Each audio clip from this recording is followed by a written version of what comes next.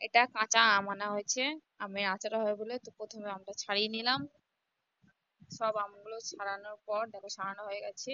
এবার ভালো করে কেটে নেব। কেটে নেওয়ার পর তারপরে ভালো করে ধুয়ে নেবো, দেখো কাটাও হয়ে গেছে। এবার ভালো করে ধুয়ে নেবো। দেখো ভালো করে ধুয়ে নেব। তারপরে হলুদ মাখিয়ে রোদে দেব, ভালো করে হলুদ মাখিয়ে। তারপর 2-3 দিন শুকানোর পরে তারপর আম তেল দেখো ধোয়া হয়ে গেছে, জল ঝরাতে দিয়েছি। এদিকে মাংস রান্না হচ্ছিল, রবিবারের মাংস রান্না হচ্ছিল। এটা রবিবারই ভিডিও। আম এনেছিল,